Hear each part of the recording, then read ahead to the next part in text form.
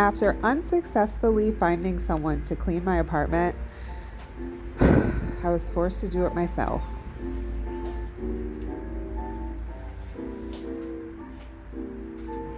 I put on my record player, swept the floor, dusted the shelves. I put all of my ancestors back where they belonged.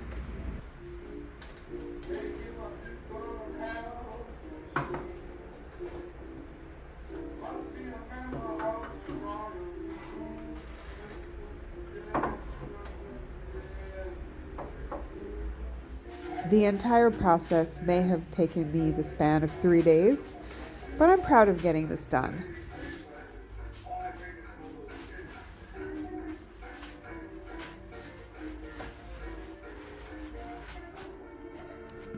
It's not enough that I have to pay all of the bills and clean the house, but I also have to make myself dinner.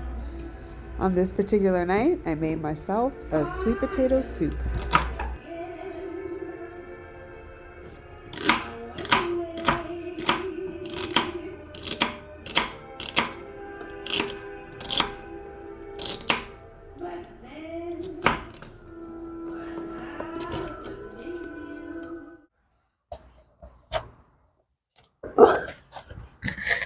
Oh no, not you again.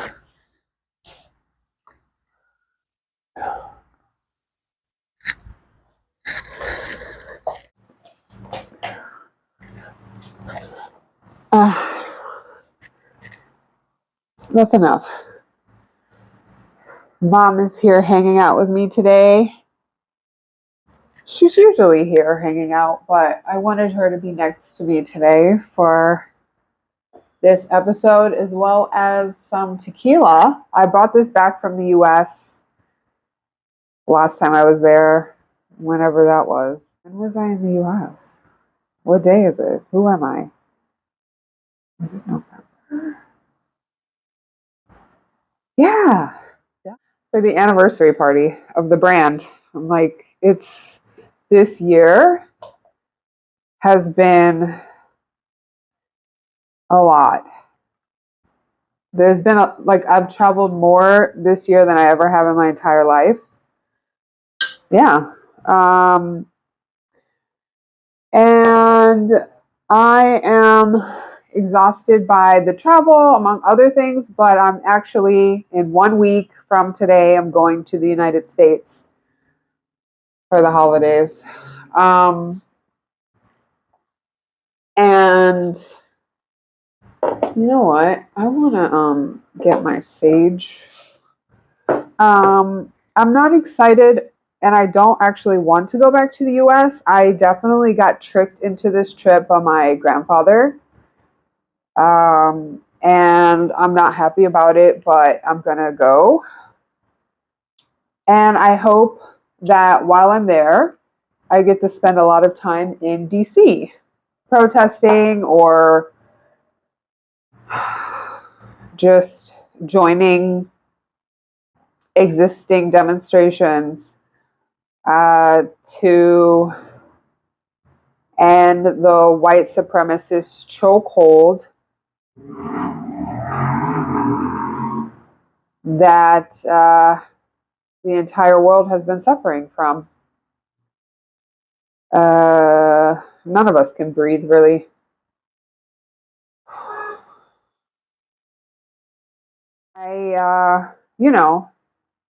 I'm doing the thankless work of commenting on celebrity posts because as today is day 68 of the genocide in Gaza and the subsequent genocides that have been discovered amongst the global south. If you were to look at celebrity pages, you would have no idea because they don't say anything. Some people posted that compassion must prevail post like 2 months ago, and that's it. They're on their book tours, they're selling their sponsored posts. They're doing a lot of cute content. And, it's like one side of the world is watching the horrors that are happening to our fellow human beings, and the other side is just living life as usual. And so we have that duality. But I would like to really state, reiterate, emphasize that life is not a binary. It's not one or the other. I'm so sick and tired of hearing people say, because you want to stop the bombing and the mass starvation of the people in Gaza, that you support terrorism or that you are a terrorist. A lot of baseless comments are being spewed on the internet, and it's super frustrating, and I'm getting so tired of living on this earth. I know a lot of people feel that way. Like, it really is not logical the way that we're living. And I say we because it's a collective. I say we because it's a collective human experience, which I talked about in my last video. And it's super frustrating. It's really hard, I'm going to admit, to continue to be engaged when you have such blatant disregard for human life on the other side of these conversations. And it's like, if we can't even be on the same playing field as it comes to like human rights, then why am I having a conversation with you? That's something that I just need to, continue to remind myself of. Like, if you can't even agree on the basics of human decency, then what do we need to engage about? And, that also is relevant to the people that I know personally. Like, a lot of people have just been silent. They've been doing their thing. They've been living their best life. And, maybe they feel like there's nothing that they can do to help. So it's best for them to disconnect, zone out, continue on, business as usual. And that really breaks my heart, because there's so many people who are in dire need of our support and our attention. And I'm wearing remember like in the beginning, probably when I used to like dress up or make an effort, I was wearing some cute stuff, especially when it was warm outside. Now it's winter, like the version of winter for southern Spain. And then I'm going to go to the US and it's proper winter.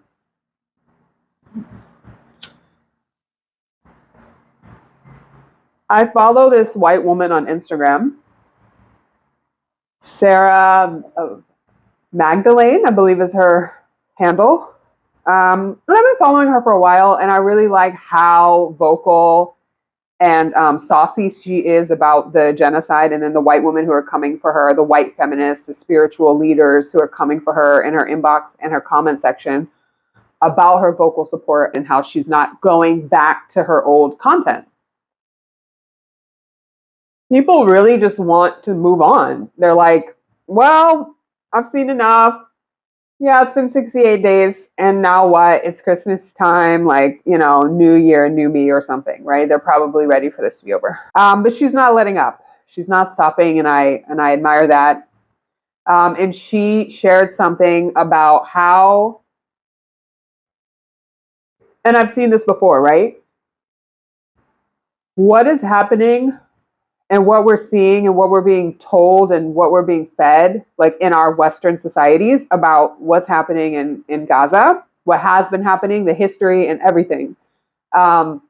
It's like being in a relationship with a narcissist, because they will gaslight the fuck out of you about the reality that you see, the reality that is very clearly laid out in front of your eyes, the version of reality that you see. They will do everything they can to make you second guess that in order to believe their narrative. And I fell victim to a man who was a narcissist. That was my moving to Tenerife story, which I am confident that I covered in the podcast in some way. But healing from that one mind fuck, because ultimately, like, that's what it is. Like, when you are in a relationship with someone who tries to make you believe a different reality than the one that you see, it's you're being fucked with. Like, your mind is being fucked with. You are being made to believe that you can't trust your own voice. And it took me a really long time to find my own voice, first of all. Like, I needed to know what my voice sounded like in order to be able to filter out everyone else's voice, which is super, super important. And I don't know if every single person on earth understands that, which it's like it should be a basis of being a human being, is to be able to recognize and hear and follow your own voice. So I had to figure out, who I was and find my voice and learn myself better than anyone else ever could, because I am the one having this lived experience. No one else can be an expert on me. This is also like part of the reason why I don't trust Western medicine, because I'm like, when I used to go and I used to tell them about how I was feeling and what was wrong with my body, like, they would give me a solution that had nothing to do with what I was experiencing. Or they would just tell me, it's not that bad. All you got to do is this. I don't see anything. Doesn't look like anything's wrong. Go back to work. So I had to become the expert on myself. I had to learn to heal myself. I had to learn to listen to myself, to intuitively know what my body needs. And that came as a result of like healing from the relationships and the interactions with men that I've had from as long as I can remember. And all of these experiences with men, the first one I'm thinking about now was when I was in 5th or 6th grade. I think 5th grade. And we were outside. It was recess time or something. I think it was actually like a holiday or something. It was about to be a holiday. And we got out of school early, and they basically just like sent us out to this field to run around and play or whatever. And I was running, like, well, technically this guy was chasing me. And he said, "Oh, your thighs jiggle when you run." And he was like, like laughing and pointing. And the next, like, this was summer. I think it was like about to be summer break or something. And for the entire summer, I wore jeans, like long jeans. I wouldn't wear shorts because I was very self-conscious about my thighs now, from this man, this child, male child, who made fun of my jiggling thighs, my inner thigh fat. And I felt ashamed of them. And so it's like 100-something degrees Fahrenheit in Maryland. And I wore jeans the entire summer. I didn't want to show my thighs. I mean, as far as like just these like random men who don't know me that well throwing out really negative comments. A man on the internet, like, I don't know, it was like a chat room or something, maybe like MySpace-esque, that time period. Like, you didn't have a profile picture, maybe, or it was like a chat where you would send pictures. And I sent them like my favorite picture of myself. This was like where I thought I looked the cutest. I had my little crop top from day one, baby, crop tops for life shape and whatever. My face was like, oh. And this guy was like, "Oh, nice body," but I would leave the face. So he basically called me a butterface. And I think I was like 15, 16 at this time. And that stuck with me. I was like, well,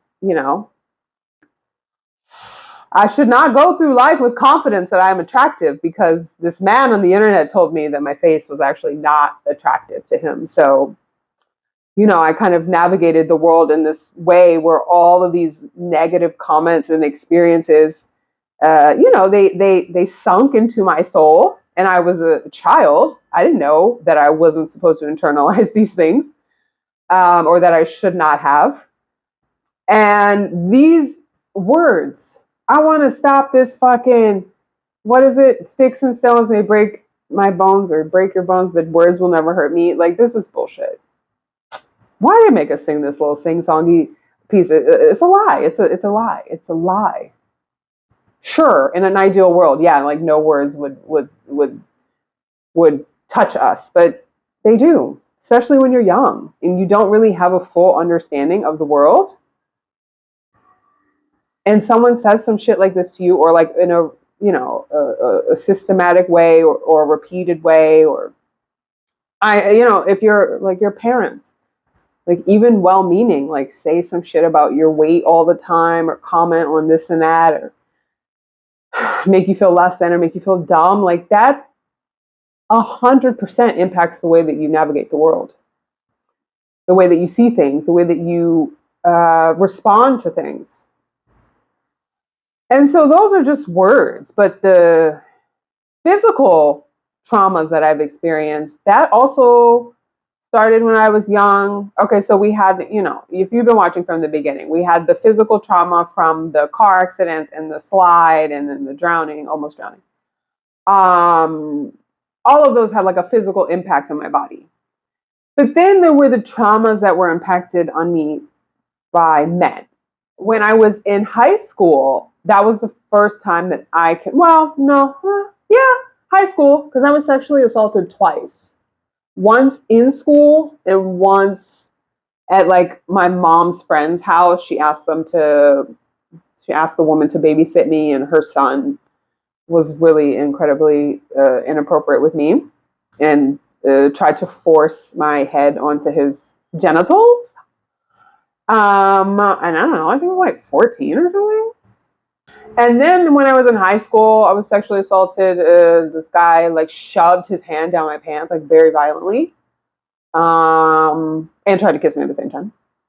And then when I was in college, I was sexually assaulted. And you know what? I went to this university for 2 years. In my first year, I was sexually assaulted, and that ruined the entire next year. However, I did not leave the school. I was made to feel like I should leave the school because it was going to be challenging for me. The guy was a well-known football player. The school was on his side. And I was being slut shamed. I was being harassed for my social media. I was being harassed at sporting events on campus. But I didn't leave. I was like, why should I have to leave? Like, I didn't do anything wrong. It's not fair. And so, that was like a physical trauma on top of an emotional trauma, especially with the way that the school handled it. They definitely don't give a fuck about victims. And I realized that, and that was affirmed in me because I was involved with my school's like sexual assault prevention organization. And at the end of the semester, we did Clothesline. It's the Clothesline Project, where it's current students, former students, like depending on how much space they have, like you make a shirt and then it is hung on this clothesline around campus. And I did a shirt, and they hung my shirt in like the section for the athletes, basically. Like my shirt that I made to express like what the sexual assault that I experienced did to me. There were other athletes' shirts around, and I was just like, how many of these have been, covered up by the university? Because I had never heard anything, and I knew the players. Like, some of them were players that were there when I was there. Most of these guys went on to have like relatively great careers in the NFL. But the school, they don't, whatever. So then, from me being in the club and walking, and a man what man, who knows, just a man just decides to slap my ass. This happens like way too often. The forcefulness that some men use when they are physically attracted to someone. I don't know how many men I've had that have like tried to kiss me without any kind of affirmation from me that that's what I want. It's just like, you're a woman, you are attractive to me, so I should be entitled to pull you in and put my mouth in your mouth. And I would like to say that I don't feel like that's right. And I don't know. I don't agree. And I wish that you would stop doing it if you are a man. there's so many little, mental traumas. Gosh, how much time do we have? How long have I been talking? I know. The way that men have repeatedly tried to make me feel like my reality is not valid. I don't know how many times I've been told I'm dramatic, I'm sensitive, I'm overreacting. One of my exes said I was ordinary or something like this. Like he had to use an exceptionally rarely used word in order to describe me and make me feel like I was being combative, even though I essentially was just trying to hold him to be the person that he said he was. Like when he said he was going to do something and he didn't do it, like now I'm combative because I bring it up. Like any level of accountability for their behavior, now I'm nagging, now I'm complaining all the time, now I'm never happy. And then I went to therapy. I went to therapy a few times. Wow, is that what we're doing now?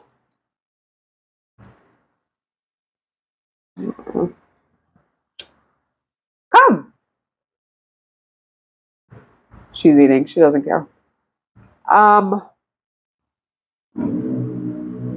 think my friend calls this a roach. Like, is this a roach where it's like just the end? I went to therapy for the first time after the sexual assault in college. Aside from all the other stuff, the university offered free therapy to victims of sexual assault. I don't know if they extended that to all students. I do believe that you had like at least one session for free. But I was able to go to an on-campus therapist, and she really um, changed the course of my life. She inspired me to write my first book, More Than Crumbs. That was something that she said in our therapy session. That my whole life, it was like I've been telling people, men mostly, that I was hungry. Like I was hungry for love. And instead of feeding me something substantial, they gave me crumbs. And while we were in therapy, she kept asking about my dad, and I'm like, why does that matter? I'm here because of the sexual assault. Remember, like that's why I started to come here. But then she helped me understand how everything in my life was connected. I wanted to just focus on one isolated incident in my life and heal from that. But much like my body, the trauma is compounded. There's a starting point. And if you find that starting point and you pull that thread, and then it takes you to all of these other places on your journey that you are carrying, this trauma that you're carrying, the impact that it has had on your life, the way it has completely altered the trajectory of your life. Every thing that I have now, this apartment, my brand, this Christmas tree, all these things, it all stems from one decision to move to Europe. But I can't just say that was the only factor that got me here. I can't just say because I moved to Europe, I achieved all of these things. I have all of these things. I would not have this life had I not moved to Europe. Yes, that's absolutely 100% true. But that's not the only thing that impacted my trajectory to get here. All of these little traumas.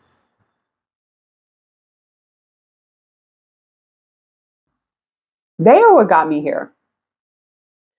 Every man who made me feel less about myself drove me to therapy. And if I didn't find, or if I wasn't sent, my most recent therapist, love her, feel like I should just have a catch up with her just because. But I'm so grateful that I found her. She was affordable. She was a Black woman therapist, which was really important to me. And it was just rare to be able to find a Black woman therapist. I am in search of people who reaffirm the reality that I see. A white woman does not see the world the way that I see the world. There is no way. It's impossible for a white woman, based on her lived experience, unless she was black in a past lifetime, for her to understand the way that I see the world. And it's not to say that all black women see the world the same way, but there are just certain things that were really important to me that I needed someone to understand and reaffirm in my healing journey. My first therapist on campus was a white woman. Loved her. Like, again, she led me to write my book. But for the level of healing that I needed a black woman. I learned so much from her. And she really, she really listened. And I tried for so many years, especially after my mom passed away, to find another therapist. Like, I found a therapist before I left the US, but I only went to her for a couple sessions. And she diagnosed me with anxiety and depression. And I was like, okay. And then I moved. And my mom passed away 6 months after I moved.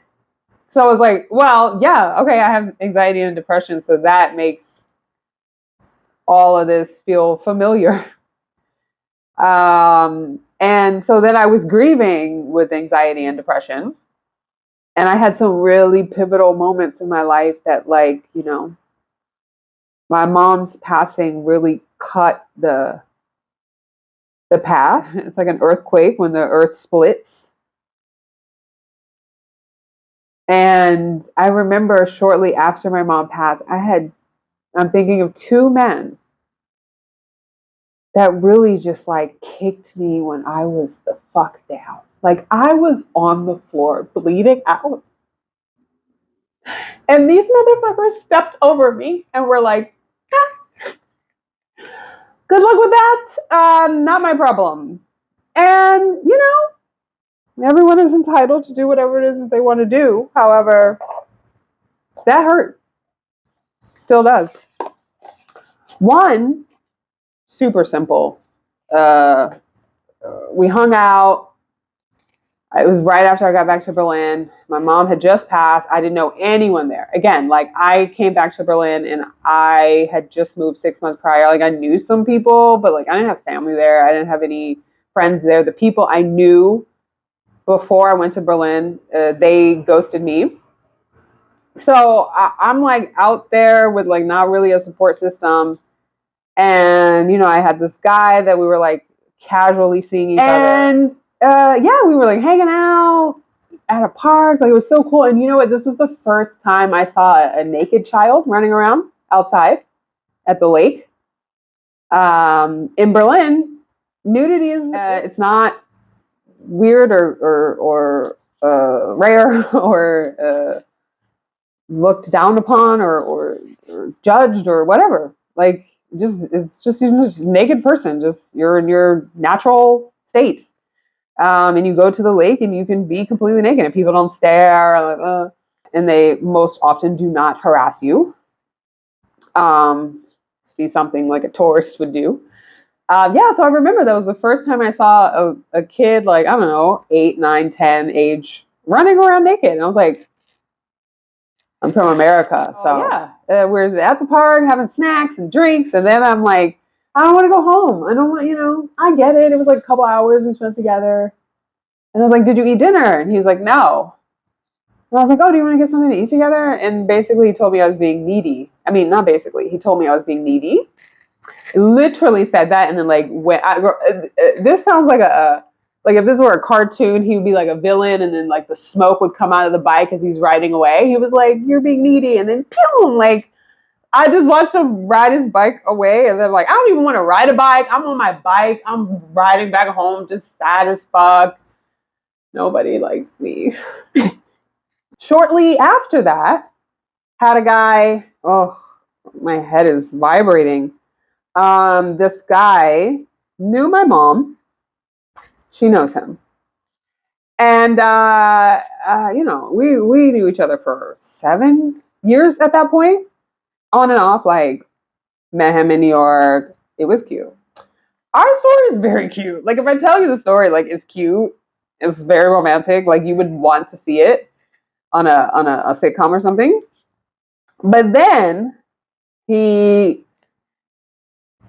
was one of the first people that I called when my mom passed. I think he was like second or third because he was very significant to me in my life. Like I'd known him for over 7 years. He had been to Maryland. He had met my mom. My mom knew. I told my mom everything about him. And I met his mother. So like we were at least friends. Like, and so he was one of the first people I called, and he was surprised by that.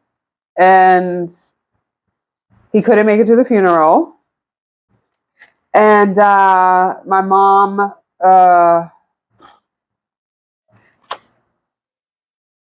she said she's disappointed. She's disappointed. I know. I don't even want to look at her. I mean, it's not. She's not disappointed in me, but she's disappointed in him. Cheers to that. Yeah, he came to Berlin, had this really magical night together. I'm at this show with my no longer friend, and I'm watching this guy. Like, I'm just so, honestly, as a human being, because I'm a humanist and I always have been, as a human being, I was so inspired by him. I was so inspired by how talented he was and how he was very committed to who it was that he wanted to be as a person. And he was achieving his dream. He was playing all over the world with all these amazing artists. And I was so proud. I'm like, oh my God, now we're in Berlin, in the city that I live in. And I'm watching him play. I'm like, this is surreal. I've known this guy for 7 years.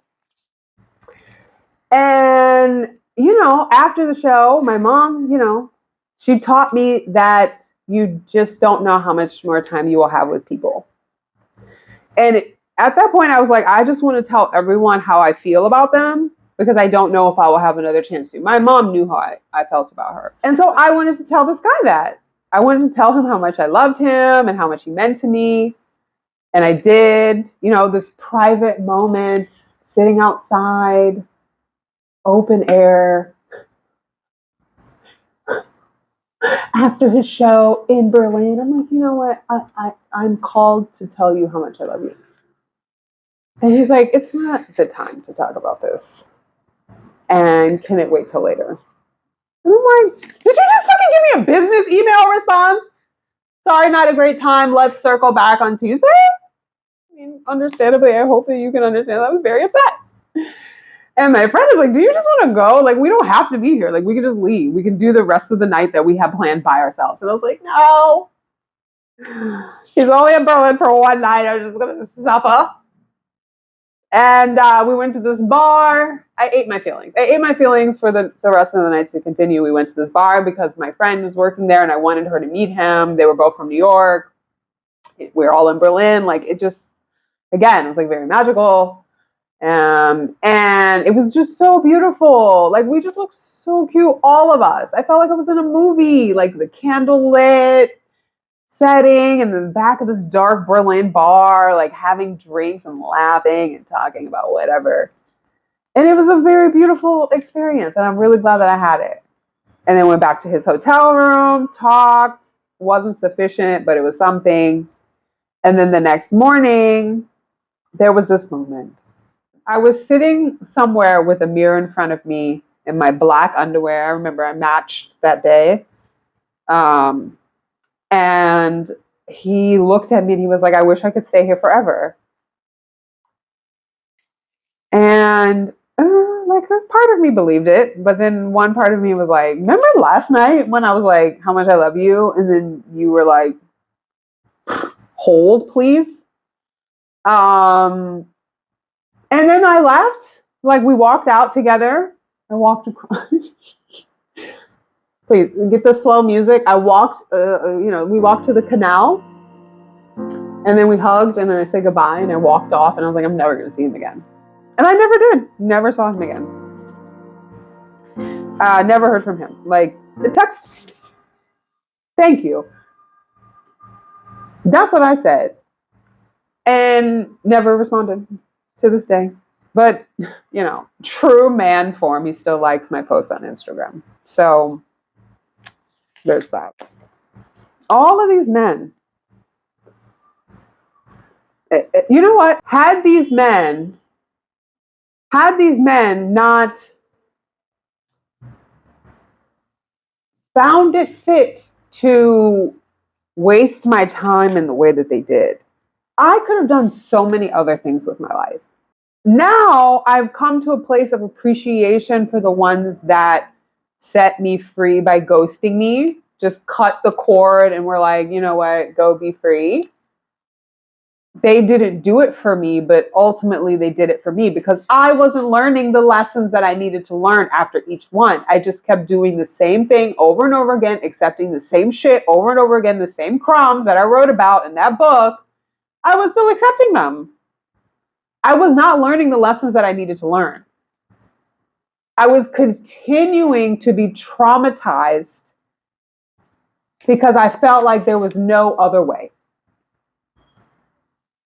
The goal was not to find someone who affirmed me or my reality. The goal was just to have a man, right? Like that's how it goes. Whether he's good to you or not, like you have one from childhood, right? Like girls get the babies and they play house and they dream with Barbie and Ken about like them and some man one day. And then they watch all the shows and there's, like it's guaranteed that there is a romantic premise or pretense. And it's like, sure, all these other things are happening in your life, but at the end of the day, babes, you need a man. You need a Prince Charming. You need a Mr. Big. You need a what's the one on the horse? Who is he? Shining Armor. Wait, what the fuck is the saying? Whatever. I lived in that reality for a really long time. Just allowing myself to be traumatized for the sake of having a man. And I knew when I listened back to voice notes about my ex who drove me to therapy, he was literally trying to drive me insane. And I know what that feels like. And my friend is going through a divorce, and her soon to be ex husband is trying to drive her insane. Whether they know it or not, they are literally trying to drive you insane. Like, you know how someone is just never satisfied, no matter what you do? If you accommodate their requests and their needs, they will still find an issue. It will become something else. There will always be something. There will always be an excuse on why you are to blame for something, why you deserve their wrath. Inherently, they just hate you. And I saw this on TikTok. Like when men date women that they hate. And I do feel like my exes like hated me. They wanted to drain the life out of me, right? Like, you know how people can drain your energy when you go in a room with a certain particular person and then you leave and you're like extra tired? Because that person is draining the energy out of you. And they wanted to take my energy. They wanted my magic. They wanted my light. They wanted my lust for life to fuel them and deplete me. But unfortunately, I'm too strong for them. People would always say, "Oh, you're so strong." And I'm like, "Can you stop saying that? I'm tired of being called strong. I don't want to be strong anymore. I want to be dainty. I want to be someone who falls on the floor like this, and then a man comes and lifts her up and asks her what's wrong and carries her to her bed like a baby." Because white women get to do that, like before she hits the floor. There's a pillow there to ease her pain. I was tired of being strong. I was tired of withstanding. I was tired of surviving. I wanted to thrive. I wanted to thrive. And I went to therapy. And my therapist, she really helped me understand that whatever is happening to me is not my fault. And this reminds me of the people of Gaza. How with everything that is being inflicted upon them, they smile, they dance, they pray, they give thanks. Why should they suffer when they have done nothing Wrong.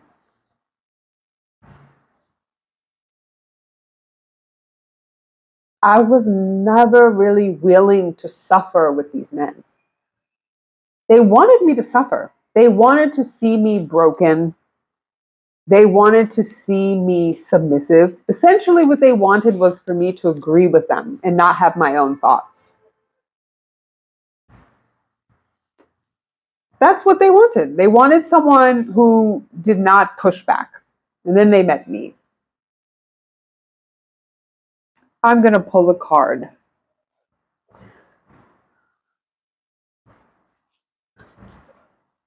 I did this with my friend in Cairo, and there was so much energy in the room when I did this. Oh, you're funny. This card comes up for me a lot. I was actually trying to pull one, and I pulled two, and this was the one that I saw. I am taking a trip in a week to the US. In case you can't see the card, it says safe travel. And, oh, okay, so it's been 30 minutes. More than, but that's how I know when the time changes. Instead of looking at the clock, I can just hear an alert. Yeah, I'm going back to the US. There's a lot of trauma around that too, right? Like going to a country that you're from and you don't support what your country is doing. The US is also just really hard on my body. The weather, the climate, the food, a combination of everything. Like my skin is worse there. My dietary issues are flaring. No, I have to be very specific about what I eat. My family thinks I don't eat anything, but it's just like what, with the options that I have, sometimes there just aren't a lot of options if I want to be kind to my body. I will put a trigger warning on this episode. I didn't get too graphic, but I know that even the talk of someone else being sexually assaulted can trigger something for someone. So, if anything in this vlog made you remember something, made you think of something, made you feel something, made you sad, scared, remorseful, whatever it is, like just I encourage you not to shy away from it and to look at whatever comes up for you. Because I think that if we all sympathize with each other on our shared traumas, because each and every one of us has experienced trauma in our lives, that's just how life is. There's no one on this earth who is free from trauma.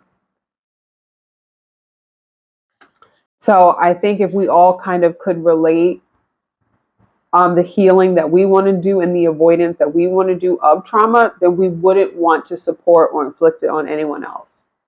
Like if you know what true peace feels like, if you know what love feels like, if you know what safety and security feels like, if you've ever been able to take a deep breath and have a moment of silence, then you should want that for other people. And those are super simple things. But the people of Gaza, the people in Congo, the people in Sudan and South Sudan, they don't get that. They don't have that moment to take a breath and have a moment of silence. Can you imagine living like that? I don't want to.